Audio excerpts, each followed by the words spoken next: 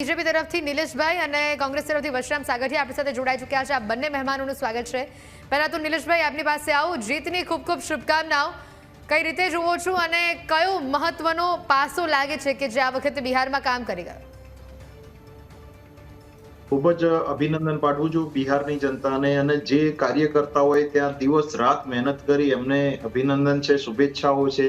અને જે રીતે અમારી પાર્ટી એનડીએ ગઠબંધન સાથે જે મેનિફેસ્ટો આપ્યો હતો અને જે રીતે જે સ્વચ્છ છબી કે જે નીતિશ કુમારની હતી અને નરેન્દ્રભાઈ ડબલ એન્જિનની સરકાર કે જે રીતે એનડીએના ગઠબંધન સાથે બધી જ જે કહેવાય કે એલાયન્સ પોલ પાર્ટી એ બધી જ લોકો આગળ આવ્યા છે ને એ બધા જીત તરફ છે ને ઐતિહાસિક જીત।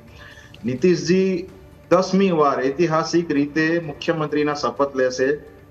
ત્યાં જે રીતે મેનેજમેન્ટ નરેન્દ્રભાઈનું એક વ્યૂહાત્મક રીતે ત્યાં ખૂબ જ મોટો પ્રવાસ થયો।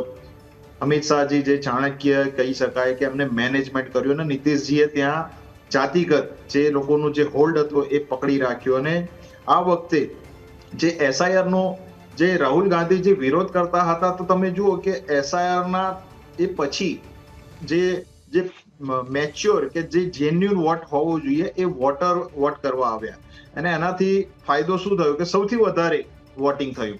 તમે જોયું હશે કે સૌથી વધારે વોટિંગ થયું તો એનો મતલબ એવું થયો કે ત્યાં સરકાર અમુક વખતે એવું થાય કે સરકાર ફરીથી લાવવા માટે વધારે વોટિંગ પણ થતું હોય છે। ઓછું વોટિંગ હોય તો ખ્યાલ આવે કે લોકોની નીરસતા છે, સરકારે ત્યાં વર્તમાન સરકારે કામ નથી કર્યા।